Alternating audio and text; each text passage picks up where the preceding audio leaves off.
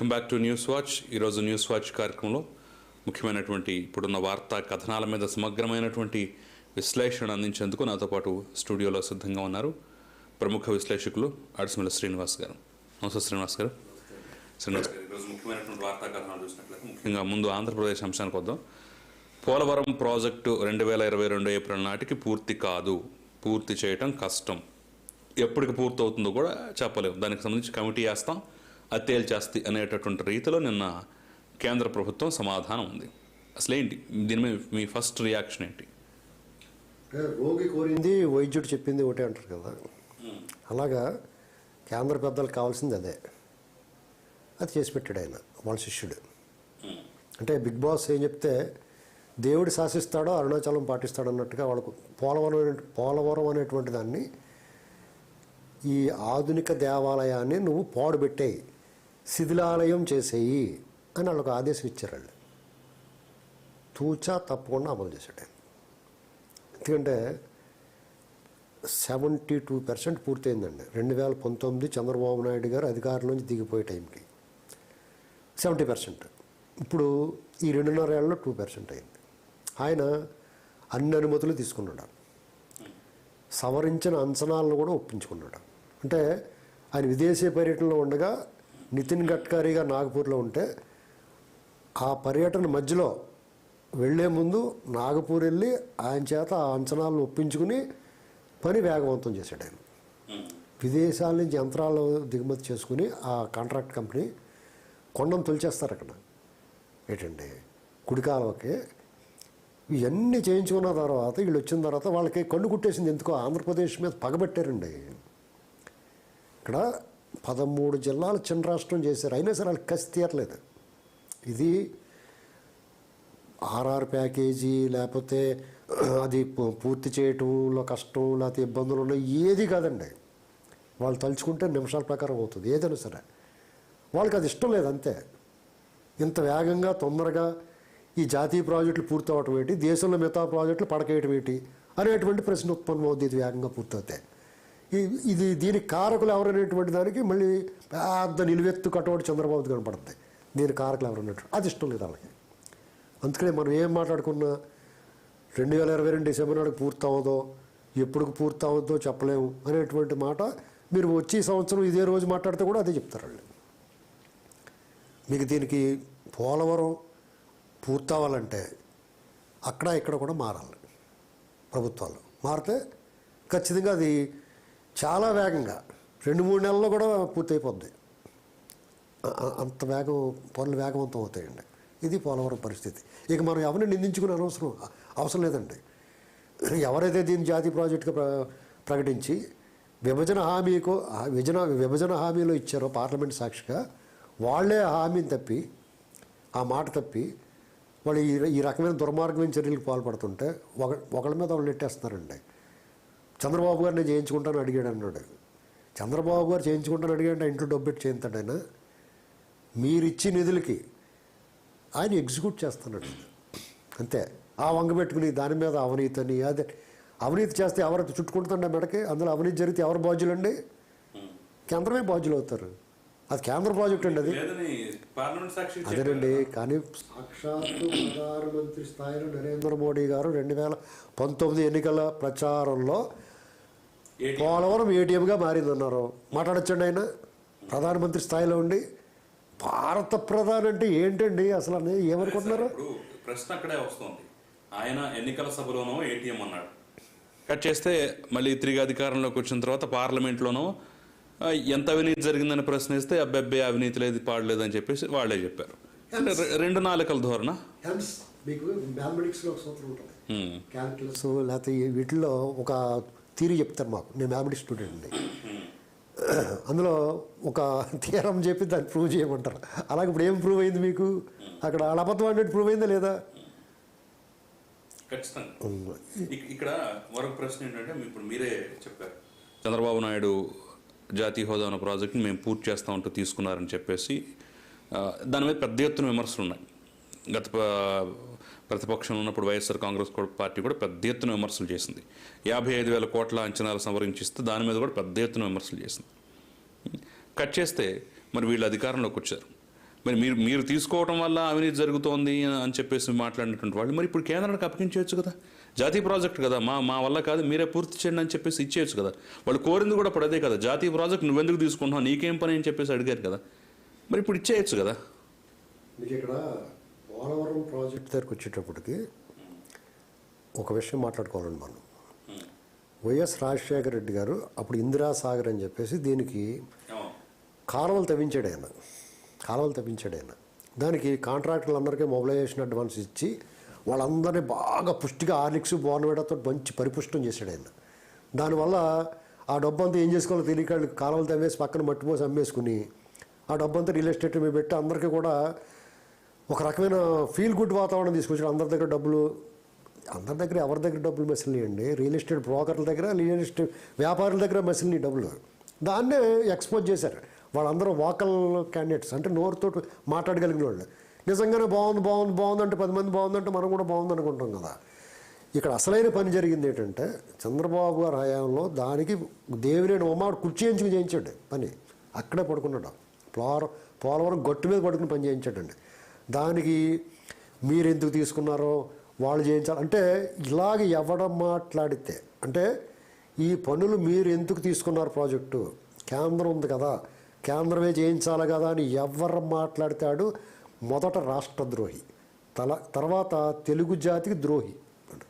ఎందుకే ముఖ్యమంత్రి జగన్మోహన్ రెడ్డి కూడా అదే ఖచ్చితంగా, అందులో అనుమానం ఏముందండి. ఎందుకంటే ఆయన గెలిచి వెళ్ళినటువంటి అంటే ప్రమాణ స్వీకారం కన్నా ముందే వెళ్ళినటువంటి ఢిల్లీ పర్యటనలోనే పోలవరం ప్రాజెక్టు మనం పూర్తి చేయాల్సిన అవసరం లేదు, పోలవరం ప్రాజెక్టుకి రాష్ట్రంతో సంబంధం లేదు, అయినా సరే ఏదో చేస్తున్నాం కాబట్టి చేస్తాము అనేటటువంటి రీతిలో మాట్లాడిన తీరుంది. సో ఈ లెక్కన మరి ఆయనే మొదట ద్రోహి అవుతాడు కదా. మీ ఇంటెన్షన్ ఏంటి, ఒక రైతు లేకపోతే ఆంధ్రప్రదేశ్ పౌరుడు మీకేముంటుంది, మీ కోరిక పోలవరం వేగవంతం పూర్తవ్వాలి. జాతీయ ప్రాజెక్టుల పరిస్థితి ఏమి, దేశంలో ఇంకా మిగతా జాతీయ ప్రాజెక్టులు ఉన్నాయి, వాటి పరిస్థితి ఏముందో తెలుసండి. దశాబ్దాల తరబడి ఉంటాయండి అవి. అంటే కనీసం ఈ పోలవరం ప్రాజెక్టుతో పాటు ప్రారంభించిన ప్రాజెక్టులు 10-14% కూడా పూర్తి అవ్వలేదండి ఏమీ. అంటే ఎంత వేగవంతంగా ఇప్పుడు ఇది ఆంధ్రప్రదేశ్ రాష్ట్రం గురించి చాలామంది మాట్లాడేది ఏంటంటే మిగతా రాష్ట్రాలు అందరితో పోలుస్తున్నారండి. పోల్చకూడదు అలాగా. ఇది ప్రత్యేకం. ఎందుకు ప్రత్యేకం అంటే నువ్వు కోరుకోని తద్దినాన్ని నీకు పెట్టారు. ఎందుకు పెట్టారు? ఆంధ్రప్రదేశ్లో ఎవడన్నా ప్రత్యేక రాష్ట్రం కావాలనుకున్నాడా? తెలంగాణ ప్రత్యేక రాష్ట్రం కోరుకుంటే ఆంధ్రప్రదేశ్కి ఇచ్చారు ప్రత్యేక రాష్ట్రం. ఇక్కడ మీకు అర్థమైంది లేదు. ఆంధ్రప్రదేశ్ ఇక్కడ ఎలాగ ఉంది అది, అంటే ప్రతిదీ యాడ్వర్స్. అటువంటిప్పుడు వాళ్ళకి ఈ నష్ట నివారణ కోసం పోలవరాన్ని జాతీయ హోదా ప్రకటించారు, ప్రత్యేక హోదా ప్రకటించారు, రైల్వే జోన్ ఇస్తా అన్నారు, వెనకబడి నిధులకు బుందేల్ఖండ తరహాలో నిధులు ఇస్తా ఉన్నారు. ఇది ఏది అమలు చేయలేదు. చంద్రబాబు గారు ఒంటికాల మీద పోరాడాడండి. ఈ వామపక్షాలు లేకపోతే ఈ ఇతర పక్షాలు వీళ్ళందరూ ప్రతిపక్షాలు చంద్రబాబు గారిని ఎంతసేపు, ఇప్పుడు బీబీ రాఘవుల ఆయన ఉన్నాడు, రాఘవుల గారు సిపిఎం ఆయన చంద్రబాబు ఉన్నంతసేపు చంద్రబాబు మీద పోరాడతాడు, చంద్రబాబు లేకపోతే కేంద్రమే పోరాడతాడు. చూసారా ఇక్కడ డిఫరెన్స్? ఇప్పుడు ఆయన ఏమిటి పిలిపిస్తున్నాడు? కేంద్రమే పోరాడతాడు. ఎందుకు పోరాడాలి కేంద్రం మీద? నువ్వు అయాలు ఎందుకు పోరాడావు చంద్రబాబు మీద? ఇప్పుడు చంద్రబాబు బహిరంగంగా పొత్తు పెట్టుకున్నాడు టీడీపీతో, బీజేపీతోటి. జగన్మోహన్ రెడ్డి గారు రహస్యంగా పెట్టుకున్నాడు పొత్తు. నీకు తెలీదా? ఎంత అనుభవం, ఎంత సీనియారిటీ ఉంది రాజకీయాల్లో? అసలు ఏం జరుగుతుందో రాష్ట్రంలో, ఎంత దుర్మార్గం జరుగుతుందో తెలీదా మీకు? దీని మీద మాట్లాడిన వాళ్ళు ఎవరైనా సరే, మేధావుల, రాజకీయ పక్షాల, విశ్లేషకుల, సీనియర్ పాత్రికలు ఎవరైనా సరే, విశ్రాంతి అధికారులు ఎవరైనా సరే, చెడు జరుగుతున్నప్పుడు ప్రశ్నించలేని మౌనంగా ఉన్న ప్రతి వాడిని నేను అందుకని అంటున్నాను, వీళ్ళు యాంటీ సోషల్ ఎలిమెంట్స్ అని. ఎందుకంటున్నానంటే సమాజానికి, జాతికి ద్రోహం జరుగుతున్నప్పుడు మీరు మౌనంగా ఉంటే మీ తప్పు, మీరే అసలైన ద్రోహులు జాతికి అని పదే చెప్పేది అదే కారణం అండి. ఇక్కడ ఆల్రెడీ డ్యామేజ్ జరిగిపోయిందండి. ఎందుకంటే ఇంకా 2.5 సంవత్సరాలు పూర్తయింది, ఇంకో 2.5 సంవత్సరాలు ఉన్నాయి. 5 సంవత్సరాలు అనేటువంటిది ఎదుగుతున్న ఒక మొక్కకే, ఒక పసిబిడ్డకే, ఇది కళ్ళు తెరవని పసిబిడ్డకే ఈ 5 సంవత్సరాల కాలం అనేటువంటి ఎంత ఇంపార్టెంట్ అనేటువంటిది చాలా కీలకమైన టైంలో ఆంధ్రప్రదేశ్ వీళ్ళందరూ కలిపి ద్రోహం చేశారండి. దీంట్లో దురదృష్టవశాత్తు ప్రజలు కూడా భాగస్వామ్యులే. అంటే దీన్ని బట్టి మల్నాటులు బయట నుంచి చూసే వాళ్ళకి ఎవరి కర్మకి ఎవరి బాధ్యులు, చేసిన తప్పుకి శిక్ష అనుభవించాలి అని ఫైనల్గా చెప్పేసి ఊరుకుండా ఉంటుంది. మనం చేసేది ఏమీ లేదండి. ఇంకా వాళ్ళంతటా వాళ్ళు తిండి కూట్లో మను పోసుకున్నారు. ఎవరన్నా ఏదంటే ప్రజలు నిందించున్నారు. ప్రజలు నిందించినటువంటి తప్పు చేస్తూ తప్పు అని చెప్పాలా. నువ్వు తప్పు చేసావు, ఇక ముందు ఈ తప్పు చేయకు అని చెప్పాలా. కరెక్టే, చంద్రబాబును విమర్శించాం.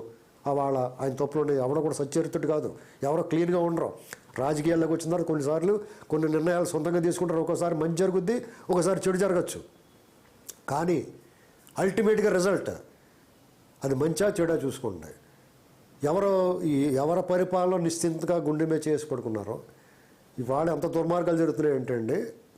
మీకు ఈ ప్రాజెక్టులు ప్రత్యేక హోదా, పోలవరం ఇలాంటి అభివృద్ధి కార్యక్రమాలు లేకపోతే జాతికి రాష్ట్రానికి సంపద సృష్టించే కార్యక్రమాలనే కాదండి.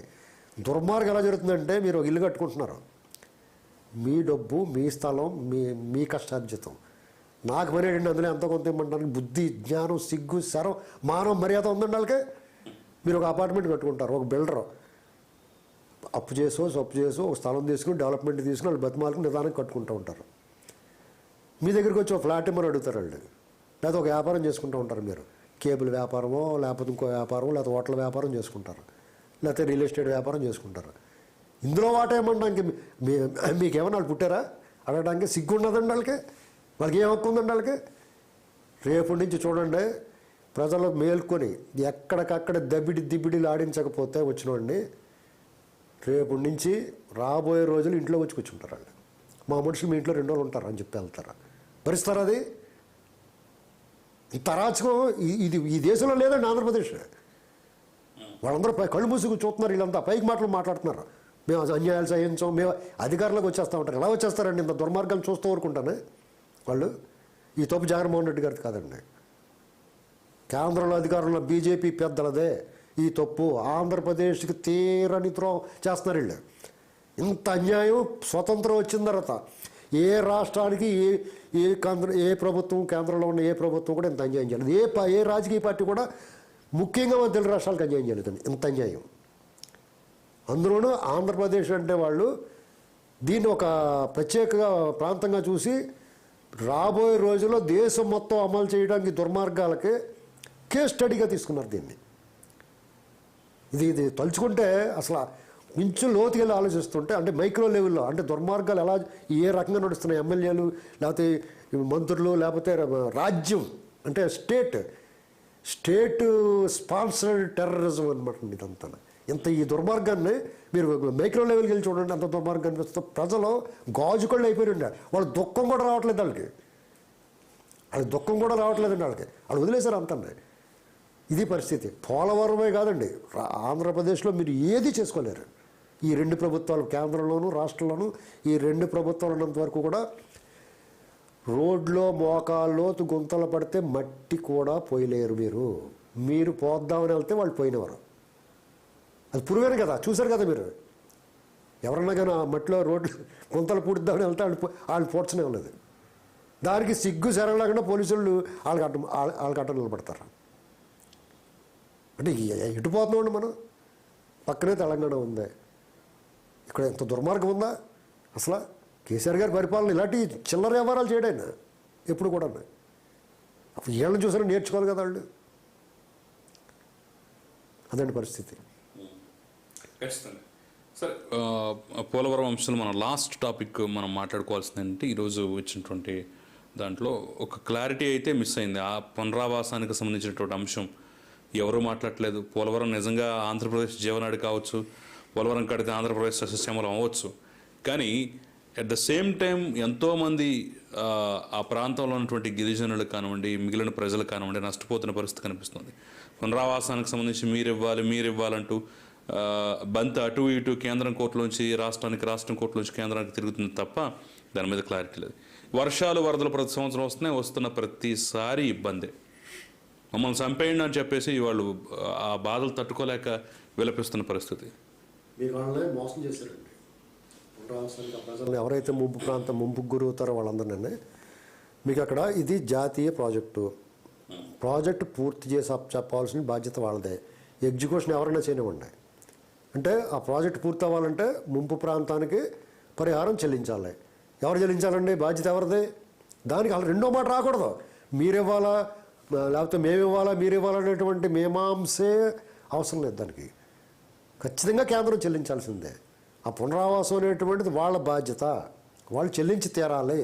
దీనికి ఇక్కడ మీకు చాలా మేధావులు అనుకున్న వాళ్ళు ఏం చేశారంటే దీనికి మీకు ప్రతిపాడు పుల్లారావు ఒక ఆయన ఉంటాడు, పెంటపాడు పుల్లారావు. ఆయన పోలవరం ప్రాజెక్టు మీద దాని అనుమతులకు రాకుండా ఆయన అడ్డుపనులు వేసాడు. ఆయన ఇవాళ చాలా పెద్ద మనిషిలో మాట్లాడుతూ ఉంటాడు ఢిల్లీలో కూర్చుని. అంటే ఇటువంటి నక్కల తోడేళ్ళు, అంటే మనిషిని పడుకోబట్టి చీల్చుకు తినేస్తున్న వాళ్ళు, ఇంత దుర్మార్గం ముసుగేసుకుని మాట్లాడుతున్న వాళ్ళు ఉన్నప్పుడు జాతికి ఏ రకంగా మేలు జరుగుద్దండి? అక్కడ ఆ పునరావాసం వీళ్ళందరూ కూడా అక్కడ గిరిజనులు అక్కడ ప్రతి సంవత్సరం ఈ వరదలు వచ్చినప్పుడు వాళ్ళ పరిస్థితి అక్కడ ఉంటే తెలుస్తుందండి ఎవరికైనా. అక్కడ వాళ్ళకి నీట మునగటమే కాదండి, రకరకాల విషపురుగులు, పాములు, మీకు ఆస్తులు ధ్వంసమైపోవటం, లేకపోతే పశు సంపద అంతా బయటకు పోవడం, రకరకాల ఇబ్బందులు ఒకటైతే నిత్యం జీవితం ప్రతిరోజు ప్రమాదకరమేనండి. అడవిలోంచి వస్తుంది నీరు, అక్కడ రకరకాల పాములు విషపురుగులు వచ్చేస్తాయి. వాళ్ళు అడుగు తీసి అడిగేలేరండి. మీకు అక్కడ నాకు తెలుసు ఆ ప్రాంతం, నేను 2-3 సార్లు వెళ్ళి చూసి వచ్చాను నేను అక్కడికి. ఎంత దారుణంగా ఉంటుంది పరిస్థితి. ఇక మళ్ళీ వాళ్ళకి అలవాటు పడిపోయారండి.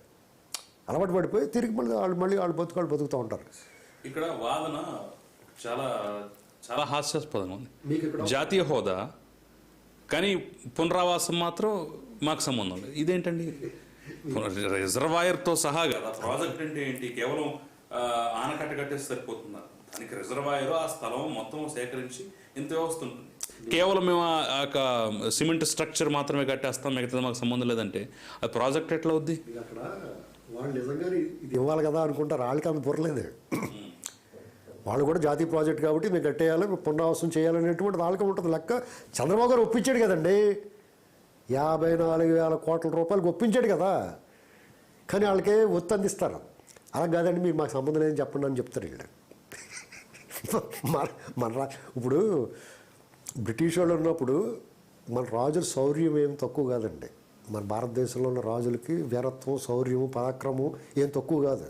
కానీ వీళ్ళని ఓడించడానికి ఎవడుండేవాడు పక్కనే ఆలరాజ్యం నుంచి కూడా వెళ్ళి ఈ కోటలోకి వెనకాల తొడ్డుకొని ఉందండి, అక్కడి నుంచి లోపలికి వెళ్తే మీకు దారి దొరుకుతుందని చెప్పేవారు వెళ్ళి. అలాంటి వాళ్ళు ఉన్నారు మన రాష్ట్రంలోనే.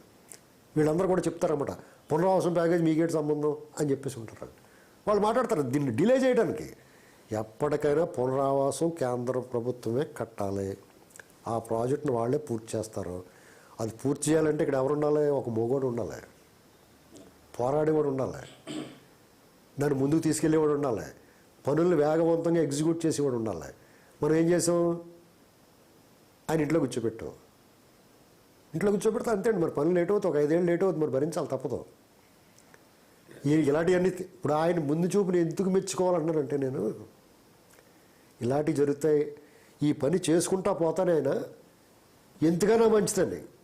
ఇప్పుడు మనం ఒక ఇల్లు కట్టుకుంటున్నామండి, మనం రోడ్డు మీద ఉన్నాం కదా, అన్నకు చిన్న గుడిసో లేకపోతే షెడ్ వేసుకుంటాం కదా, అలాగా పట్టిసీమ కట్టించాడు ఆయన. ఈ డెల్టా ఎండిపోకుండా ఆ పట్టిసీమ ప్రారంభించినప్పుడు ఎన్ని రకాల మాటలు మాట్లాడారండి వీళ్ళు. ఇవాళ ఏది ఆధారం? ఈ పట్టిసీమలో 4 ఏళ్ళ నుంచి ఏంటి పరిస్థితి అక్కడ డెల్టా? వాళ్ళు కూడా జుట్టుకు నూనె రాసుకోకుండా ఎర్ర చూపులు చూస్తూ ఉంది ఆ డెల్టా వాళ్ళు అందరూ ఉన్నాయి. ఏంటండి ఇప్పుడు సర్లేండి, ఇది ఇంకో కథ. ఇది అత్యంత విషాదకరమైన కథ. ఏంటంటే ఇక మీరు ఇన్ని పాటలు పడి ఈ ప్రాజెక్టులు కట్టి రకరకాల వ్యవహారాలు చేసి ఇది బాగా నీదా నాదా అని దెబ్బలాట్లాడుకుని రైతు అనేటువంటి వాడిని ఈ దేశంలో రైతు తిరగబడాలంటే రైతు నాగలుగా తుపాకీ పట్టాలి రైతు. ఇది పబ్లిక్గా చెప్తున్నాను నేను. రైతు నాగల పట్టినంతకాలం దున్నించుకుంటారో మీ చేత పండించింది తింటారో మీకు మళ్ళీ గొయ్యి తీసి పాతేస్తారు. నాగలకి ఆ మేడుతో పాటు తుపాకీ కట్టడం కూడా చెప్పిన మాట అంటారు. ఇది ఇంత దుర్మార్గం, ఎంత కష్టమండి, ఇది ఎంత సమస్య అనుకుంటున్నారు. మీకు వ్యవసాయం గురించి వాళ్ళ పాటల గురించి దగ్గరుండి చూస్తే మీకు తెలుస్తుందండి. అంటే నాకు తెలుసు, నేను చేశానండి. ఎందుకంటే నేను పారిపోయి వచ్చేసాను అక్కడి నుంచి, నేను చేయలేక. అంటే నేను అందులోంచి బయటకు వచ్చేసి పారిపోయాను. నేను చాలా కష్టపడి పంట చేతికి వచ్చే ముందు వరి కాదు నేను చేసింది, పంట ఒక పెద్ద గాలివాన వచ్చిందండి. అంతే 4 లక్షల 5 లక్షల రూపాయలు అక్కడి నుంచి ఇప్పుడు కాదు 35 సంవత్సరాల బ్యాక్ వెనక 4-5 లక్షల రూపాయలు అనిపించి రావాలంటే ఈ సంవత్సరం బ్రహ్మాండంగా ఉందరు, మన కష్టాలన్నీ పోయినాయి. మన పెట్టుబడులు అన్నీ వెనకొచ్చేస్తున్నాయి, అప్పులు తీరిపోతాయి. మనకు పర్లేదు అనుకున్న పరిస్థితిలో ఒక పెద్ద గాలి 1985 మే 26ని డేట్ కూడా చెప్తుండే, మర్చిపోలేదండి డేట్ ఇప్పటికని. పచ్చిమిరప తోటలో నీరు కడుతుంటే చేతులు పొడపాములు వచ్చేసి నాకు పారలోకి, పారతో మట్టేసుకుని ఇలాగే వస్తే ఆ పార ఆ కర్రకని పారకి మధ్యలోని మెత్తగా తగులుతుంటే వేయడం చూస్తే పొడపాములు ఉండి అందులోని. అర్ధరాత్రి గట్ట నీరు కట్టివ్వండి, ఒక అతను హరికర్లా అంతరం పెట్టిన లైట్ చూపిస్తుంటే అతను నేను కూలికి పెట్టుకున్నాను. కాసేపు నేను లైట్ చూపించి అతని చేత కట్టించి, అతని చేత లైట్ చూపించమని నేను కట్టివ్వండి నీరు. అంత కష్టపడి రేయింబాగులు కష్టపడితే పింది కాయ తయారైన కాయతోటి 12 ఎకరాల నిమ్మ తోట, ఫుల్ కాపు తోట ఉన్న తోట, ఒక పెళ్ళికి వెళ్ళాను నేను, ఆ ఫ్రెండ్ది. ఒక 3 రోజులు అక్కడ కుర్రోండి కదా, ఓ 2-3 రోజులు ఉండిపోయాను. మళ్ళీ వచ్చేటప్పటికి గాలిదుమ్ము, పెద్ద గాలిదుమ్ము వచ్చేసింది. ఒక్క నిమ్మకాయ మేము ఏరటానికి మనుషులు పెడతాం వృధా అనుకున్నాం. ఒకవేళ ఏరిని బత్తాయిలో మార్కెట్కి వేస్తే డబ్బులు ఇచ్చి మళ్ళీ బయట పారిపోసాం. పచ్చిమిర తోట మొత్తం పడుకుందండి, చెట్లు వేళ్ళతో సాలేసిపోయినాయి. అంటే 5-6 లక్షల ఆదాయం రావాల్సింది తిరిగి 50,000 వచ్చింది మాకు అవన్నీ శుభ్రం చేసుకోవడానికి. ఆ రోజే వదిలేశానండి నేను వ్యవసాయం. ఆ రైతు బాధ ఎలాంటిదో నాకు తెలుసు. కళ్ళంపట నీళ్ళు కాదు, రక్తం కారుతుంది. ఇది అదే తట్టుకోగలిగాను కాబట్టి సరిపోయిందండి. తట్టుకోలేని పరిస్థితి ఏంటి? ఇది 90% మంది ఉంటారు తట్టుకోలేని వాళ్ళు, 90% మంది. రోడ్డు మీద ఆరబోసుకుంటే ధాన్యం సిగ్గుపడాలి ఈ రాజకీయ నాయకులు. అది ఎవడన్నా కానీ, ఏ పార్టీ అయినా సరే. నువ్వనే నిన్న మండ వెంకటేశ్వరరావు గారు మాట్లాడారు చూడండి ఒక ఛానల్లో.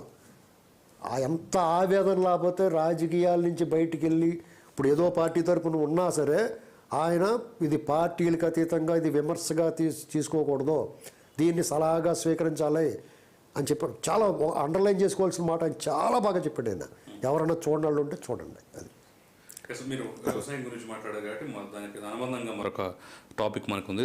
దాని తర్వాత మనం వేరే టాపిక్లోకి వెళ్దాం. మళ్ళీ ఆంధ్రప్రదేశ్లో కూడా తెలంగాణ తరహాలోనే మనకి బోర్ల కింద వరి వేయొద్దని చెప్పేసి ముఖ్యమంత్రి గారు స్టేట్మెంట్ ఇచ్చారు. ఏమంటారు మీరు? అంటే ఆయన అదృష్టవంతుడండి. ఆయన ఏం మాట్లాడినా ఆయనకి ఆ భజన బృందం ఉంటుంది. వెంటనే తాళాలు జేబులోంచి తాళాలు తీస్తారు ఇతలకి. డోలకు పట్టుకొస్తాడు, ఆరమండి పెట్టుకొస్తాడు, కీర్తిస్తూ పాటలు పాడతారు. చంద్రబాబు గారు ఇది ఎప్పుడు చెప్పాడు? 5 ఏళ్ల క్రితం చెప్పాడు. మీరు వ్యవసాయం చేయండి, లాభసాటి వ్యవసాయం చేయండి, ఇదే మాట చెప్పాడు. లాభసాటి వ్యవసాయం చేయమని. వ్యవసాయం మొత్తాన్ని మానేమనలేదన్న. ఇవాళ వీళ్ళు ఏం చెప్తున్నారు? బోర్లు కింద కాకపోతే ఎక్కడ పండించుకుంటాడండి? మెట్ట ప్రాంతంలో ఉన్నవాడు ఎలా పండించుకుంటాడు? మెట్ట ప్రాంతంలో బోర్లు వేశారు. ఎన్టీ రామారావు గారు వచ్చిన తర్వాత ఆయన స్టేట్మెంట్ అసలు లాజిక్ ఉందా అంటారు? ఉండదండి. మీకు ఎందుకు ఉండదో చెప్తున్నాను మీకు. ఎన్టీ రామారావు గారు వచ్చిన తర్వాత అప్పటికే కరెంటు బిల్లు కట్టలేక రైతులు బోర్లు వేసుకునేవారు కాదు, మోటార్లు పెట్టేవారు కాదు. దేవుడి మీద నమ్మకం. మెట్ట ప్రాంతం ఇప్పుడు డెల్టా ఉందనుకోండి, నీరు ఉంటాయి, కాలువలు ఉంటాయి, పంట కాలువలు ఉంటాయి, వాళ్ళకి డెల్టాలో నీళ్ళు వస్తాయి, 2-3 పంటలు పండించుకుంటారు. వరి అది కూడా వరి లేకపోతే అపరాలు. ఇప్పుడు ఇక్కడ మెట్ట ప్రాంతంలో మీకు తోటలు, ఉద్యానవన పంటలు ఇవన్నీ కూడా మెట్ట ప్రాంతంలో బోరు మీదే వ్యవసాయం అదంతా. ఇప్పుడు కొంత మెట్ట ప్రాంతంలో కూడా ఎన్టీ రామారావు గారు వచ్చిన తర్వాత ఏమైందంటే మోటార్లకి కరెంటు బిల్లుల్ని ఆయన సబ్సిడీ ఇచ్చి దాన్ని ఒక స్లాబ్ సిస్టమ్ తీసుకొచ్చినట్టుగా అమ్మాయి అనుకున్నారు వాళ్ళు. అనుకుని కొత్తగా బోర్లు వేయటం మొదలెట్టారు. అక్కడ వరికి పండే అవకాశం ఉన్న చోట ప్రతి చోట వరి పండించడం మొదలుపెట్టారు. ఏంటండి బోర్ల మీద తర్వాత రాజశేఖర రెడ్డి గారు వచ్చిన తర్వాత ఉచిత విద్యుత్ అన్నాడు. అది ఇంకా మేలు జరిగింది, డెఫినెట్గా మేలే అది. ఏంటండి దాని తర్వాత ఇంకా పెరిగింది. మనం ఎప్పుడు ఏమడుగుతామండి? మనం గర్వంగా చెప్పుకునేవాళ్ళం వ్యవసాయ ఉత్పత్తిలో, ఆ ధాన్యం ఉత్పత్తిలో మనం నెంబర్ 1 స్థానంలో ఉన్నాం. మన రాష్ట్రం అన్నపూర్ణ అని చెప్పుకుంటాం. ఆ గర్వంగా చెప్పుకునే దాంట్లో ఇప్పుడు మీరు బోర్ల కింద వరి పండించొద్దు, లేకపోతే తలకిందులుగా తపస్సు చేయండి, ఇలాంటి మాటలు మాట్లాడితే ఎలా కుదురుతుంది? నువ్వు పండించవు, దాన్ని మేము అమ్ముతాం, నీకు గిట్టుబాటు ధర ఇస్తాం, నువ్వు ఇంకా పండించని ప్రోత్సహించాల్సింది పోయి వీళ్ళకి మనసుంటే మార్గం ఉండదండి. ఈ ఉత్పత్తిని ఏ రకంగా దీన్ని చేయాలో ఎంతసేపు కూడా 14 రూపాయికి నువ్వు అమ్మి దాన్ని మోకాళ్ళ కాడికి నరికావు. నువ్వు సబ్సిడీలో రూపాయికి ఇచ్చి పబ్లిక్కి నువ్వు మోకాళ్ళ కాడికి నరికేసావు. ఆ వ్యవసాయాన్ని వరిని గొయ్యి తీసి పాతి పెట్టేసింది ఎవరంటే ప్రభుత్వాలే. సబ్సిడీ ఎందుకు ఇవ్వాలంటే రూపాయికి ఎవరన్నా తింటున్నాడా దాన్ని? అది ఆలోచించుకోవాలి. నువ్వు రూపాయికి ఇవ్వటం మానేసిన రోజుని నువ్వు ఎగుమతులే చేయట్లేదు, ఇక్కడ ఈ దేశంలో పడి తినేస్తారు జనం కొనుక్కొని.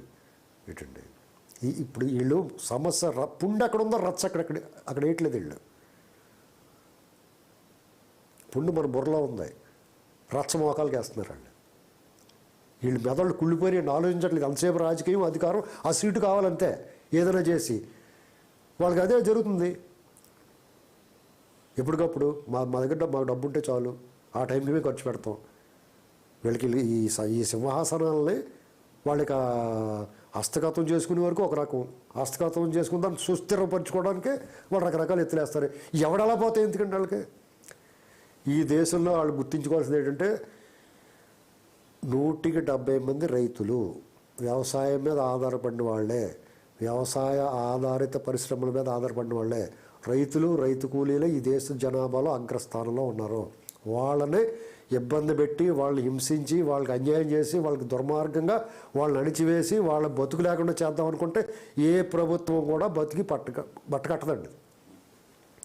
ఇది వాళ్ళు తెలుసుకోవాలి. ఇప్పుడు ప్రత్యామ్నాయ పంటల వైపు మాట్లాడని చెప్పేసి అంటున్నారు. చిరుధాన్యాలు లాంటివి ఏమంటున్నారు అంటే అప్పటి వరకు వరి పండినటువంటి నేలలో ఈ ప్రత్యామ్నాయ పంటల వైపు వెళితే సహకరించేటటువంటి అవకాశం, నేల తీరు కానివ్వండి, మిగతావి కానివ్వండి. ఎంతోమంది పండుతుంది ధాన్యం అనుకోండి, అందులో మినుగులు వేస్తే 2 బస్తాలే పండుద్ది. అర్థమైందండి మీకు? అంటే ఈల్డింగ్ డిఫరెన్స్ వస్తుందండి. అంటే కొంతమంది చెప్పచ్చు దాని బదులు ఇది చాలా సింపుల్గా చెప్తారు, ధాన్యం మానేసి ఇదేయండి. అసలు వరి ఎందుకు పండించవద్దు అంటున్నారు అనేటువంటి నాకు అర్థం అవట్లేదు ఇప్పటికి. మీరు కొనండి. ఇప్పుడు ఆహార భద్రత కోసం ఫుడ్ గోడౌన్స్ FCI ఉంది, సేకరించి పెడతారు. ఈ సంవత్సరం ఉత్పత్తి ఎక్కువైపోయింది, లేదా ప్రతి సంవత్సరం ఎక్కువైపోతుంది, సేకరించండి. ఎవరికోసం సేకరిస్తారు మీరు? ఇప్పుడు కంపెనీ దివాళా తీసేసిందంటే వాడికి 10,000 కోట్లు రైట్ ఆఫ్ చేస్తున్నారు కదా, మానేయండి అది. నువ్వు ఒక ప్రైవేటు వ్యక్తికి నువ్వు చేసేది ఈ దేశం మొత్తానికి సంబంధించినట్లు. ఇప్పుడు పంజాబ్లో ఎందుకు చేయట్లేదు ఈ పని? వాళ్ళు తోలు తీస్తారన్నా, అంటే కృపాణాలు తీసుకొచ్చేస్తారన్న వాళ్ళు భయమా? అక్కడ ప్రత్యామ్నాయం ఉందంట కదా ఏమండి, ఒక సీజన్లో వరి, ఒక సీజన్లో గోధుమలు పండిస్తారు. అవునండి. ఇప్పుడు వాళ్ళు ఏమంటారు, వాళ్ళ దగ్గర కొంటున్నారు కదా నోరు మూసుకుని. నోరు మూసుకుని నిన్నటిదాకా ఏమన్నారండి మన వాళ్ళు, మాకు 1,00,000 టన్నులు ఉత్పత్తి చేస్తాం. ఆ మాట ఎందుకు మారాల్సి వచ్చింది? ఇప్పుడు వాళ్ళు ఏమైనా మాట్లాడతారండి. కేసీఆర్ గారు లాంటి వాళ్ళు నోట్ల నుంచి ఆ మాట రాకూడదు. ఆయన రైతు బంధు, కాళేశ్వరం ప్రాజెక్టు, ఇలాగ సాగునీరు, తాగునీరు విషయంలో ఆయన ఈ రాష్ట్రానికి చరిత్రలో ఒక పేజీ ఉండేలా చేశాడు. ఆయన ఏం చేయాలి? ఈ ధాన్యాన్ని నేను కొని పంచిపెడతాను అన్నాను కనీసం. అది పంచిపెట్టండి పోనీ, అదే సంక్షేమమే కదా. ఎవడొద్దంటాడో మీ ఇంటికి 5 కేజీలు మూట ప్రతి నెల వేస్తారంటే మీరు వద్దంటారా? ఆ పని చేయొచ్చు కదా ఆయన. ఆ ఓట్లన్నీ ఆయనకే పడతాయి కదా. ఇది చాలా సింపుల్గా చెప్తున్నాను నేను. అంటే దీని వెనకాల లెక్కలో ఇన్ని 1,00,000 టన్నులు, లేకపోతే నువ్వు ఇవన్నీ వదిలేయండి. 1,000 కోట్లు వృధా చేస్తున్నారా లేదా చాలా పథకాల్లో? అవి ఆపండి. కనీసం ఈ ఉపద్రవాన్ని తప్పించండి. కనీసం రోడ్డు మీద పడుకునే వాళ్ళు అసలు వాళ్ళు చూస్తుంటే పరిస్థితి ఎలా ఉందండి.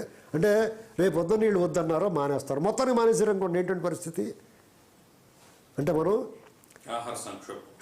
షాపింగ్ మాల్కి వెళ్ళి అమెరికా నుంచి వాళ్ళు వాడి వద్దని పాడేసిన లెగ్ పీస్లోను, లేకపోతే వాళ్ళు రెడీమేడ్ ఫుడ్ ఇప్పుడు ప్లేట్స్లో ఇస్తూ ఉంటారు.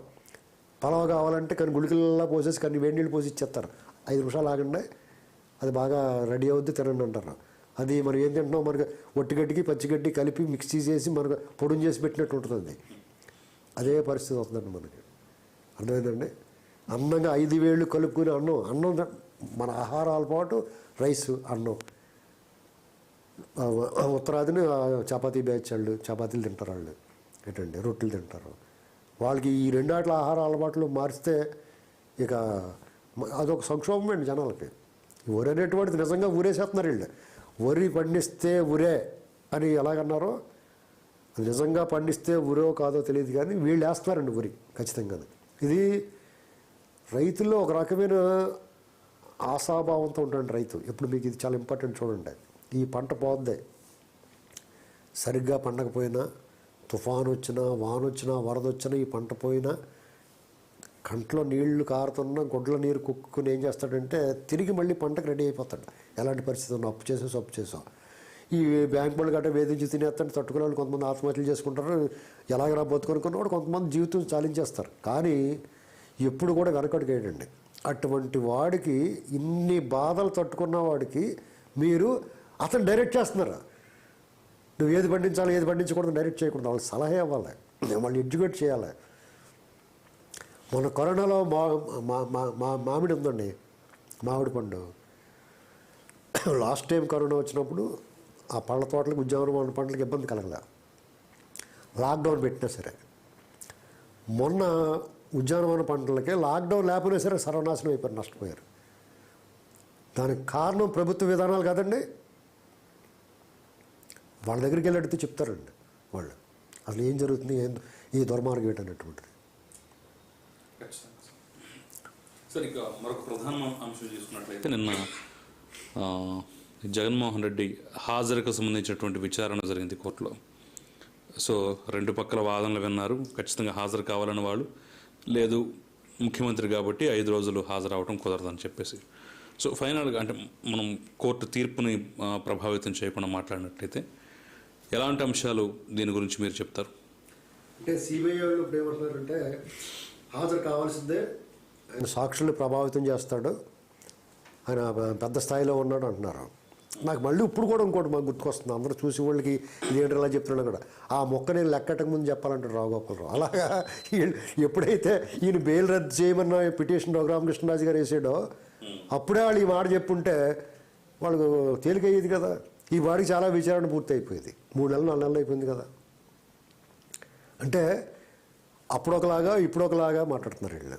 నిజమే, ఇది వరకు ఈయనకి విచారణ నుంచి మినహాయింపుకి కోర్టు ఒప్పుకోలేదు, సిబిఐ ఒప్పుకోలేదు. అప్పుడు మధ్యలో ఒక ఆయన బెయిల్ రద్దు చేయండి బాబు, ఈయన ఎలాంటి దుర్మార్గాలు చేస్తున్నాడో, ఈయన ఇన్ఫ్లుయెన్స్ చేస్తున్నాడో, ఈయన పెద్ద పదవిలో ఉన్నాడు, ఇది వరకు ఎంపీగా ఉన్నప్పుడు బెయిల్ ఇచ్చాం మనం, ఇతను పెద్ద స్థాయిలోకి వెళ్ళిపోయాడు, ఈ అధికార ప్రభావం చాలా ఉంటుంది, ఈ బెయిల్ రద్దు చేయండి నేసాడు. ఆయన ఉద్దేశం ఏమన్నా కానివ్వండి. సిబిఐ అప్పుడు ఏమన్నారో, వేయించి రేడ్స్ పప్పు తింటూ కూర్చుంటా అన్ని ఇష్టం అని చెప్పి అన్నారు. ఏంటండి ఇప్పుడేమో బెయిల్ రద్దు విచారణకు రావాల్సిందే అంటున్నారు. నా లెక్క ప్రకారం నా ఊహ ఏంటంటే విచారణకు రావాల్సిందే అంటారు అనుకుంటున్నానండి. రావాలి, ఏముంది, వస్తాడు ఆయన, ఏముంది పెద్ద ఆయనకి ఏం కష్టం ఉందండి.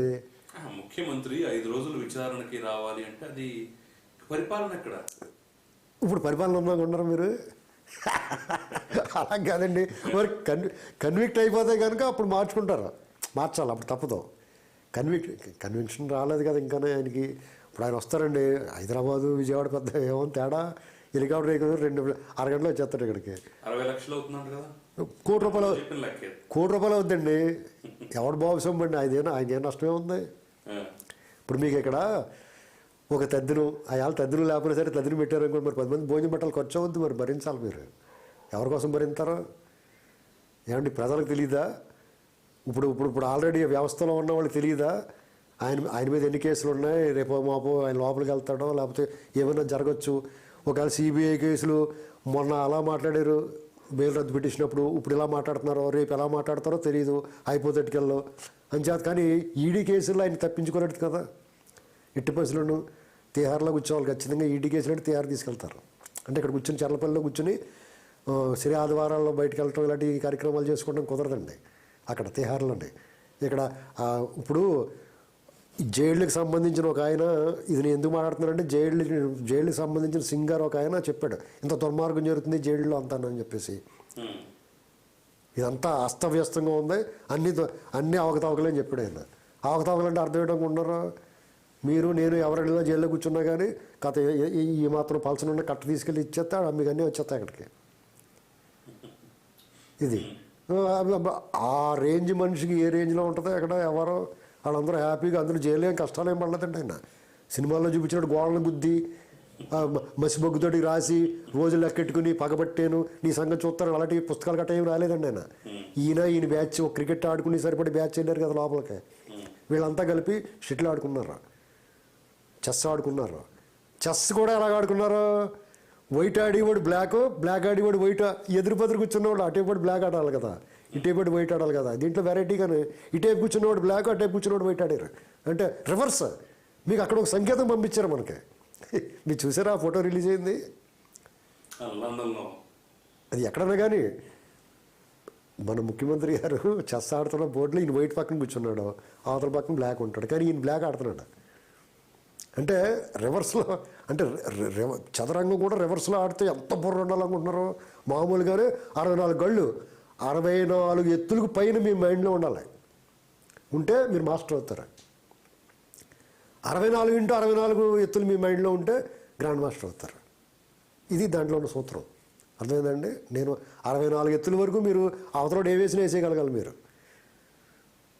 ఇలాగా వాళ్ళందరూ హ్యాపీగా ఉండి బ్రేక్ఫాస్ట్ ఏం కావాలి, ఇప్పుడు మీరు పెద్ద స్టార్ హోటల్లోకి వెళ్ళారనుకో, అక్కడ మీ బ్రేక్ఫాస్ట్ ఏం కావాలో కూడా మీ చాయిస్ బ్రేక్ఫాస్ట్ ఉంటుంది. మీరు ఆర్డర్ ఇచ్చుకుంటారు. అలాగే వీళ్ళు అక్కడ మాకు ఈరోజు పోహా కావాలి, లేకపోతే ఇడ్లీ వడ కావాలి, ఇవన్నీ కాదయ్యా మాకు చట్నీస్ నుంచి తెప్పించినట్టు కూడా తెప్పించుకోరండి. ఇలా సాగిందండి వాళ్ళకి అక్కడ. వాళ్ళకేం కష్టమే లేదు అసలు. బయటకి తలపోటు బయట అని హ్యాపీగా లోపల కూర్చుంటే హాయిగా అందరితో కౌలు చెప్పుకుంటూ కూర్చోవచ్చాడు. ఏంటండి ఈ కేసుకు సంబంధించి సిబిఐ ఒక ఆసక్తికరమైనటువంటి కామెంట్ కూడా చేసింది. 10 ఏళ్ళైనా సరే ఇంకా డిశ్చార్జ్ పిటిషన్ మీద నడిపిస్తున్నారు, అసలు కేసు విచారణ ప్రారంభం కాలేదని చెప్పేసి బహుశా మొట్టమొదటిసారి అనుకుంటా సరే ప్రతిపక్షాల ఎప్పటి నుంచి ఆరోపిస్తున్నా సరే సిబిఐ ఈ కామెంట్ చేయడం అయితే మొట్టమొదటిసారి కదా. మీకు ఈ విషయంలో నేను ఎప్పటికీ జగన్మోహన్ రెడ్డి గారిని కానీ వాళ్ళ టీంని కానీ తప్పు పట్టనండి. ఆయన చాలా క్లారిటీగా ఉన్నాడు. ఎప్పుడు కూడా ఆయన క్లారిటీగా ఉన్నాడు ఆ విషయంలో. మీకు ఇది ఈ ఆయుధాన్ని వాడుకోవడానికి ఇది మంచి ముళ్ళ కదా జగన్మోహన్ రెడ్డి గారు. ఈయన్ని ఎవరు వాడుకుంటున్నారు? కేంద్రంలో ఉన్నవాళ్ళు ఈయన వాడుకుంటున్నారు. ఈయన చెప్పు చేతలో పెట్టి ఈయన కేసులు ఉన్నాయి కదని బెదిరించి మీకు ఈ విషయంలో నిర్ద్వందంగా ఎవరైనా సరే రావచ్చు నాతోటి మాట్లాడతాను. ఈయన్ని శశికళని ఎలాగ వాడుకుందామని చూసారో ఆవిడకి చూడండి. శశికళ విషయంలో మీకు తమిళనాడులో రేపో మాపో ఆవిడ ప్రమాణ స్వీకారం చేయాలి, ఎమ్మెల్యేలందరూ ఆవిడకి మద్దతుగా ఉన్నప్పుడు ఆయన ఏం చేశారు? 10 రోజుల తర్వాత మీకు తీర్పు వస్తుంది కాబట్టి అసలు బుద్ధి జ్ఞానం ఉందండి. అసలు ఎలా చెప్తారండి ఎవడన్నా? మనం ఏదైనా మాట్లాడితే జ్యుడిషియరీ అవుద్ది, సబ్ జ్యుడిషియరీ అవుద్ది, మాట్లాడకూడదు అంటారు. వాళ్ళు ఎలా చెప్తారు? అది వేరే కదా. దానికి అలా వెళ్ళిపోయి ఏదో డిలే చేస్తాం అదొక కదా. అసలు మీకు 10 రోజుల తర్వాత తీర్పు వస్తే 10 రోజుల తర్వాత వచ్చి తీర్పు నీకు ఎలా తెలుసు? దాన్ని ఒక్కడ మాట్లాడండి ఎవడన్నా. అసలు దాన్ని ప్రశ్నించడం ఎవడన్నా. అలాగే ఇన్ని కూడా చెప్పు చేతల్లో పెట్టుకుని ఆడిస్తున్నారు. ఈయన ఎమ్మెల్యేలు, మైన్స్ వాళ్ళని, లేకపోతే వ్యాపారస్తుల్ని, రియల్ ఎస్టేట్ వాళ్ళని, ఆఖరి కేబుల్ టీవీ వాళ్ళ దగ్గర కూడా కొల్లగొట్టేస్తున్నారు వీళ్ళు. డే లైట్ రాబరీ చేసి డబ్బులు పోగొడుతున్నారు. ఇసుక, మద్యం ఇవన్నట్లో. ఇందులో డైరెక్ట్ వాటాలు తీసుకుంటున్నారు. మళ్ళీ చెప్తున్నాను మీకు, డైరెక్ట్గా వాటాలు తీసుకుంటున్నారు. అది కాకుండా వీళ్ళు వెనకేసుకుని చెప్పకుండా లెక్కలో చూపించకుండా దాచిన డబ్బుని రైడ్లు చేయించి పట్టుకుపోతున్నారు.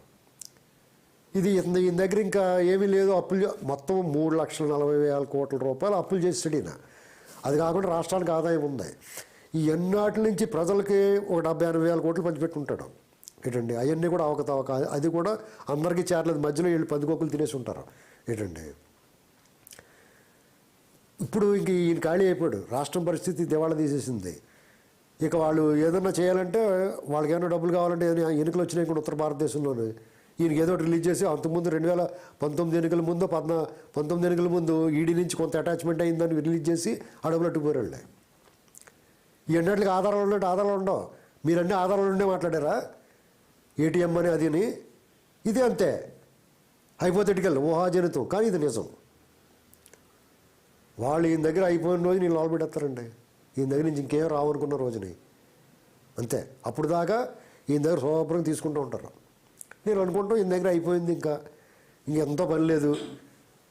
ఈసారి వాళ్ళు చూపు సోమవీర్రాజును పవన్ కళ్యాణ్ గారిని ఇద్దరిని జతేసి ఏదైనా అధికారంలో వద్దాం అనుకుంటున్నారు. సోమవీర్రాజు గారు పెర్ఫార్మెన్స్ అయితే ఆయన ఎదరికి పరిగెట్టమంటే వెనక్కి పరిగెడుతున్నాడు ఆయన పరుగుల బంధువులు. అంచేత మనకు లాభం లేదనుకుని మళ్ళీ చంద్రబాబు గారు ఏమైనా చూస్తున్నారేమో వాళ్ళు. చంద్రబాబు గారు కనుక బీజేపీతో వెళ్తే, నేను అనేక సార్లు చెప్పాను, మళ్ళీ చెప్తున్నానండి, జనసేన బీజేపీతో వెళ్ళటం వల్ల రాయి కట్టుకుని బావిలో దూకినట్టు. అంటే మృతదేహం దొరుకుద్ది బావిలో దూకితే. టీడీపీ కానీ చంద్రబాబు గారు కానీ బీజేపీతో వెళ్తే రాయి కట్టుకుని సముద్రంలో దూకినట్టు, అంటే మృతదేహం కూడా దొరకదు, చేపలు తినేస్తాయండి అక్కడ. అంత నష్టం జరుగుద్ది పార్టీ టీడీపీ కానీ చంద్రబాబు గారు కానీ. వాళ్ళు చాలా అవివేకంగా ప్రజల తాలూకు భావనని వాళ్ళు అర్థం చేసుకోకుండా ఆయన మళ్ళీ వచ్చేస్తాడేమో, వ్యవస్థలు చేతిలో పెట్టుకుని పరిపాలిస్తాడేమో అని చేత మనం వాళ్ళతో వెళ్ళకపోతే రేపొద్దున మనకి కష్టమేమో రాజకీయంగా అనుకుంటున్నారు వాళ్ళు. ఈ దేశ ప్రజలు రవి అస్తమించని బ్రిటిష్ సామ్రాజ్యాన్ని గడగడలాడించి ఈ దేశానికి తరిమేశారండి. బానిసలుగా బతికారు, 200, 300, 400 ఏళ్ళు పరాయి పాలనలో మగ్గారు. అయినా సరే ఈ దేశానికి స్వతంత్రం తెచ్చుకోగలిగారు.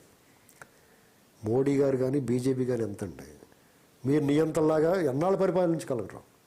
ఖచ్చితంగా చెప్తున్నాను, బీజేపీ అంటే కాంగ్రెస్ని కోకట వేళ్లతో సహా పెకలించగల పార్టీ ఏదన్నా ఉంటుందా, రావాలి అని చేతులు జోడించి రోజు మొక్కుకున్న మనుషులు మేము. కాంగ్రెస్కి బద్ధ వ్యతిరేకులుగా, కాంగ్రెస్ కొరడుగట్టిన వ్యతిరేకులు మేము. అటువంటిది ఇవాళ కాంగ్రెస్ లాంటి పార్టీ వస్తే బాగుండు అనిపిస్తుందండి నిజంగా. రాహుల్ గాంధీని ఎంత దారుణంగా ట్రోల్ చేస్తారు జనం. రాహుల్ గాంధీ వస్తే బాగుండు, రాహుల్ గాంధీ లాంటి వాటి చేతులు ఉంటే బాగుండు. మీకు ఇక్కడ క్రూరుడైన రాజు కంటే సౌమ్యుడైన వ్యక్తి, సామాన్య వ్యక్తి అయినా సరే పాలనకు అర్హులటే, ప్రజలు సుభిక్షంగా పరిపాలించగల రాజ్యాన్ని అనిపిస్తుందండి. ఎందుకంటే రాహుల్ గాంధీని మనం అందరం అనుకుంటాం, don't judge a book by its cover. అతను మనందరం కూడా face is the index of mind. అంటే మన మనసు, మన ముఖం అర్థం అండి మన మనసుకి. రాహుల్ గాంధీని చూడండి, మీకు అతన్నే మన అంచనా వేసే విధానం అందరిది తప్పు ఇప్పుడు తెలుసుకుంటున్నాం జనం. అలాగే ఆయన ముఖంలో కల్మషం చూపించండి చూద్దాం. ఇవాళ మన దొరగారిది చూడండి ముఖం ఎలా ఉంటుందో, అస్సాం వెళ్తే అస్సాంలా కనబడతాడు. అంటే ఓసర వెళ్ళి రాళ్ళ మీద ఉంటే రాళ్ళే కనపడుతుంది, చెట్టు మీద ఉంటే చెట్లే కనపడుతుంది. ఇలాగా అసలు ఎంత డిఫరెన్స్ ఉందండి. మన భారతదేశం అంటే మేమందరం కోరుకున్నాం, బీజేపీ సుదీర్ఘకాలం పరిపాలించాలి దేశాన్ని, దేశం సిస్టమ్ మొత్తం మారిపోవాలి, అందరూ హాయిగా వాళ్ళ సిద్ధాంతాలు అలా ఉండి, మతం అనేటువంటి ముసుగేసి మతం వాళ్ళు అంటరాని వాళ్ళుగా చూశారు దేశం అంతా. అంటరాని వాళ్ళుగా చూసింది బీజేపీ పార్టీని ఇతర రాజకీయ పక్షాలు, ఇతర భావనలు ఉన్నవాళ్ళు, భావజాలం ఉన్నవాళ్ళు దాన్ని అంటరాని పార్టీగా చూసిన వాళ్ళు చాలా పర్ఫెక్ట్గా ఉన్నారు. వాళ్ళు ఓన్ చేసుకున్న తర్వాత వాళ్ళు విశ్వరూపం చూపించడం మొదలెట్టారు. అంటే మీకు బాగా పాత సినిమా కీలుగుర్రం అన్న సినిమా వచ్చింది నాగేశ్వరరావు, ఈ మధ్యకాలం చూశాను నేను, బాగా ఎప్పుడు 60 ఏళ్ళ క్రితం సినిమా. అందులో చాలా సౌందర్యవతి అయిన యువరాణి, ఒక రాణి ఉంటుంది. ఆ రాజుగారు మోజుబడి పెళ్లి చేసుకుంటాడు, రాత్రులు ఏరుగుల్ని గుర్రాలు తినేస్తూ ఉంటుంది. అలాగే వీళ్ళు తెచ్చిపెట్టుకున్న తర్వాత మనం పడగొట్టుకుని కోసి తినేస్తున్నారు వీళ్ళు. ఏంటండి ఇది, విపరీతమైన దుఃఖం వస్తే, చాలా శోకం వస్తే, ఆక్రోశం వస్తే హాస్యం కింద మారిపోద్దండి. ఎందుకంటే మనకు అది నెక్స్ట్ లెవెల్ అదే. ఇక ఎన్ని అయిపోయిన తర్వాత ఇంకా పిచ్చినవ్వులు నవ్వుకుంటాం అంతే. మనం ఆ స్టేజ్లో ఉన్నాం మన దేశం. ఖచ్చితంగా సార్ చూద్దాం రేపు కోర్టు ఎలాంటి తీర్పిస్తుంది ఏంటి అనేది అనుమానం లేదు అందులోనే. అంటే ఖచ్చితంగా శుభవార్తే. ఎందుకంటే ఒక వ్యక్తి పరిపాలన ఉన్నప్పుడు కొంతమంది బాధపడవచ్చు. అంటే ఆయనంటే ఆయన భావజాలం, లేకపోతే ఆయన పార్టీ మీద వ్యక్తిగత ద్వేషం, రకరకాల ఉంటారు. ఒక 20-30% బాధ ఉండొచ్చు. కానీ 100కి 100 మంది బాబోయ్ ఎప్పుడు వెళ్తుందో ఈ బెడద అనుకుని పరిస్థితి తెచ్చుకున్నాడు. ఆయన ఎంత బాగా తెచ్చుకున్నారని 151 సీట్లు ఇచ్చారంటే ఆయన ఏ రేంజ్లో ఉన్నారు పరిపాలన. ఆయన్ని బద్ధ వ్యతిరేకులు కూడా ఇంట్లోకి వెళ్ళి బాగా చేస్తున్నాడు బాబు అనుకోవాలి మనసులో ఉన్నా సరే. ఇప్పుడు ఆయన్ని ఎవరైతే కావాలనుకున్నారో వాళ్ళే నీకు దండం బాబు అంటున్నారు వాళ్ళు. చూద్దాం, టైం ఉంది కాబట్టి. మీరు చెప్పినట్టుగా సరే కోర్టు శుభవార్త చెబుతుందో లేదో కానివ్వండి, ఇటు ఉద్యోగ సంఘాలు శుభవార్త చెప్పాయి. ఈ రోజు నుంచి ప్రత్యక్ష ఆందోళనకు దిగబోతున్నారు. రేపు 10వ తారీఖు నుంచి మరీ తీవ్రం చేస్తూ ఉంటున్నారు. సో ఉద్యోగ సంఘాలతో ఉన్నటువంటి పరిస్థితి ఏంటంటారు ఇప్పుడంటే?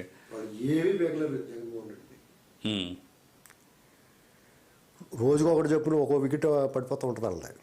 అంటే ఒకడు వచ్చి మాట్లాడతాడు, మొన్న వీళ్ళు వచ్చి ఆ ట్రెజరీ ఉద్యోగుల సంఘం నుంచి నేను ఒక అతను స్టేట్మెంట్ ఇచ్చేటప్పుడే ఫస్ట్ వికెట్ అంటే టప్ మళ్ళీ వేసిపోయింది ఫస్ట్ వికెట్. వాళ్ళు అన్నీ వివరణ ఇచ్చుకోవాల్సి వచ్చింది. అవి అతనికి మాకు సంబంధం లేదు, అతను మాకు విడిపోయి మాట్లాడుతున్నాడు అంటున్నారు. ఇలాగ అందరికీ చేస్తారు వాళ్ళు. అసలు మీకు వాళ్ళ ముందు మీరు ప్రజలతోటి, ప్రజల కొరకు, ప్రజల చేత ఎన్నుకోబడితే, ప్రజల గురించి పనిచేస్తే, ప్రజల చేత ఎన్నుకోవాలి, మనం ప్రజలకు మంచి చేయాలి, ప్రజలు మనల్ని మళ్ళీ ఎన్నుకోవాలనుకునే భావన మీలో ఉంటే మీరు ఏమైనా పద్ధతిగా ఉంటారు. ప్రభుత్వం మాకు మీతోటి ఎవరితోటి సంబంధం లేదురా, ఎవరి కోసం పని చేస్తారు, తోలు తీస్తాం. నిన్న ఒక ఎంపీడీఓ అని ఏం మాట్లాడుతున్నాడు, ఒక మామూలు గ్రామ స్థాయి లీడరు తోలు తీసేస్తాను, చీరేస్తాను అంటున్నాడు. ఎంత సాహసం అండి, ఎంత ధైర్యం అండి ఆ మాట మాట్లాడటానికి. చంద్రబాబు గారు ఒక మాట మాట్లాడితే తాడు తీస్తాం అంటాడు పాపం ఆయన అప్పుడప్పుడు. ఆ మాట అంటే ఆయన మీద ఈ ఉద్యోగ సంఘాలు అసలు ఇరుసుకుపడిపోతాయి. పోలీస్ ఆఫీసర్ సంఘాలు అవన్నీ.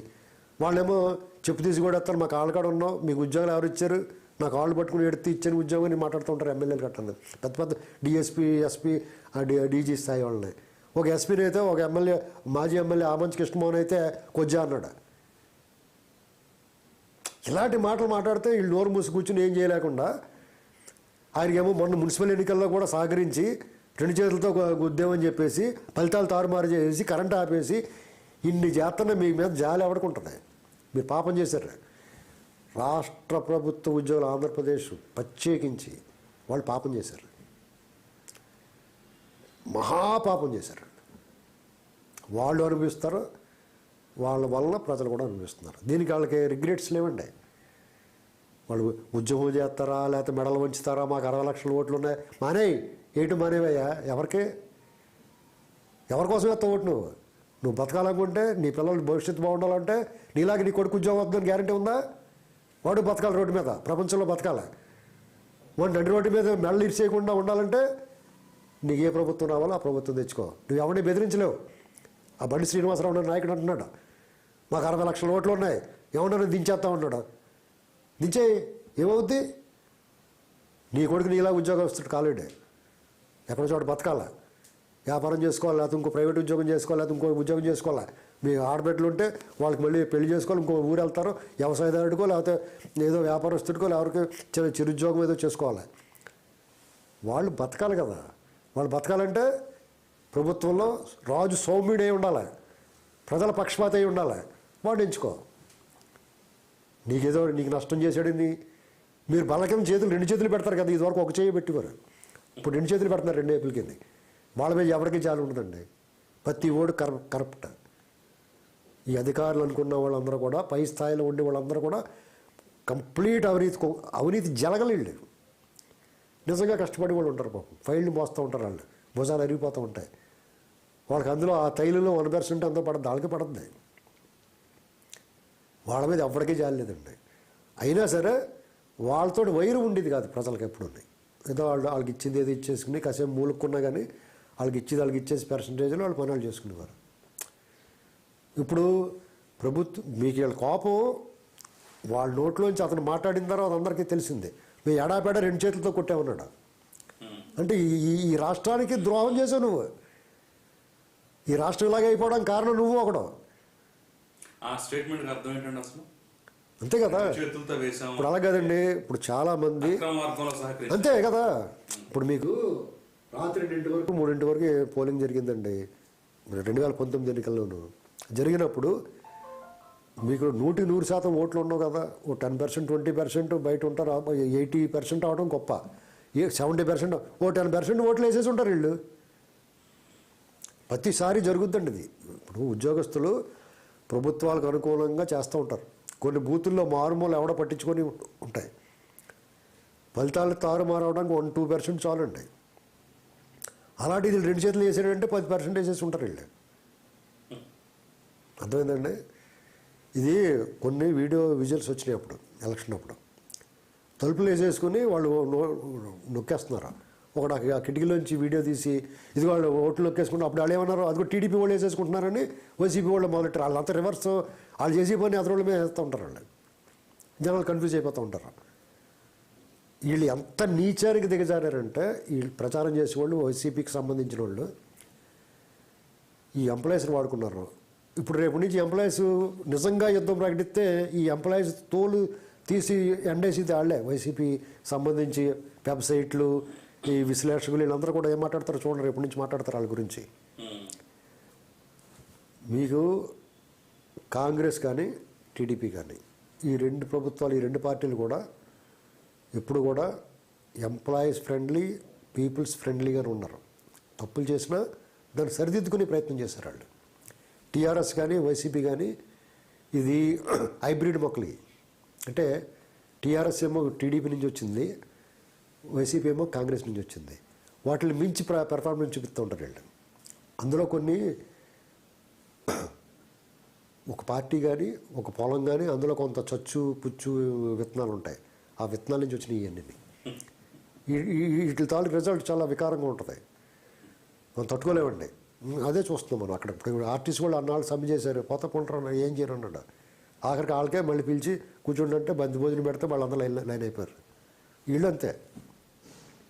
రేపు వారు సో ప్రభుత్వానికి ఎంప్లాయీస్ చుక్కలు చూపించేద్దాం, చుక్కలు చూపిస్తుంటారు. చుక్కలు చూపిద్దామని చూడండి ఆయన. అసలు ఆయన ఏం పీకలేరండి వీళ్ళు. మళ్ళీ ఎక్కువ మాట్లాడితే వీళ్ళు బహుశా వీళ్ళ మీద ఈ ఎస్మా ఆయన వాళ్ళు పట్టించుకోడండి. పట్టించుకోకపోతే వీళ్ళు ఎంత గింజుకుంటారో. వీళ్ళకి లోపల గుబులు ఉంటుంది, భయం ఉంటుంది. ఇప్పుడు మామూలుగా వీళ్ళు ఎవరైనా చేయగలిగింది ఎవరి మీద అంటే చంద్రబాబు మీద చేయగలుగుతాడు ఎవడైనా సరే. చంద్రబాబు మీద నేను పదే పదే చంద్రబాబుని ఎందుకు చెప్తున్నానంటే వీళ్ళు దద్దమ్మలని చెప్పడానికి చంద్రబాబును వాడాల్సి వస్తుంది. వీళ్ళు చంద్రబాబు మీదకి తెలకపల్లి రవి మాట్లాడతాడు, ప్రొఫెసర్ నాగేశ్వర్ గారు మాట్లాడగలుగుతాడు, లేకపోతే ఆ జకీర్ అన్న కూడా ఎవడో ఉన్నాడు కూడా ఆడు కూడా మాట్లాడగలుగుతాడు. ఏంటండి మీకు రోడ్డు మీద పోయేవాడు కూడా చంద్రబాబు మాట్లాడగలుగుతాడు. జగన్మోహన్ రెడ్డి గారి దగ్గరికి వచ్చిన నోటి ప్లాస్టర్ వేసుకుని పైన కొట్టు కట్టేసుకుంటారు, మళ్ళీ మాట్లాడలేరు. వీళ్ళు ఎంత నీచానికి దిగజారంటే మీకు చిన్న ఎగ్జాంపుల్ చెప్తాను. అఖండ అనే సినిమా వచ్చింది, అది జనాలు ఎందుకు నచ్చిందో జనాలను అడగలండి. ఎందుకు నచ్చిందంటే దాని మీద ఆ సినిమాని అందరూ కూడా శివుడు లేకపోతే ఒక మైథలాజికల్గా ఉంది, బాలకృష్ణ అగ్రెసివ్గా యాక్ట్ చేసాడు, సౌండ్ బాగుంది అనుకుంటున్నారు. కాదండి, జనానికి ఎందుకు టచ్ అయింది తెలుసా?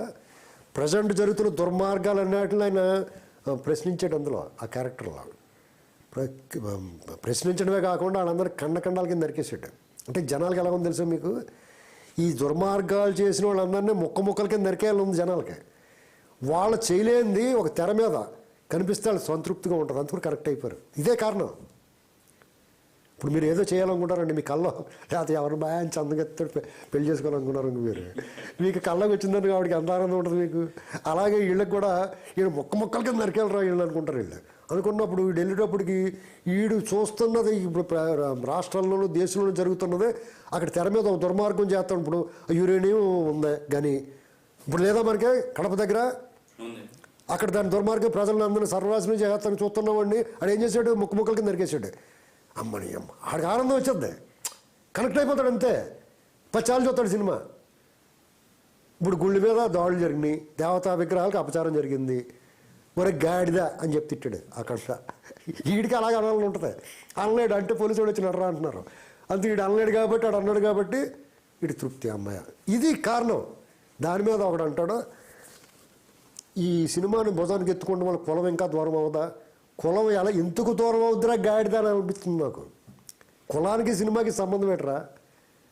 ఒక సినిమా, ఒక హోటల్, ఒక వ్యాపారం ఒక కులంతో నడుతుందా? అసలు బుద్ధి ఉంది వీళ్ళకి ఎవరికన్నా? ఈ కులం కావాలేటండి సన్నాసులకి. మీరు ఎంప్లాయీస్ కాదు, జగన్మోహన్ రెడ్డి గారిని కేసీఆర్ గారిని ఎవ్వడేం పేర్లేడండి. జనమే వీళ్ళు మాకు వద్దురా బాబు దండం పెట్టుకుంటే, వీళ్ళు మాకు వద్దురా అని నిర్ణయించుకుంటే వెళ్తారు వీళ్ళు తప్ప ఒక డిపార్ట్మెంటో లేకపోతే ఒకళ్ళో ఏమి చేయలేరండి. Right, thank you very much sir. అనేక అంశాల మీద సమగ్రమైనటువంటి విశ్లేషణ అందించారు. Thank you very much Srinivasarao గారు. ఇది వాళ్ళ న్యూస్ వాచ్ కార్యక్రమం. నమస్తే.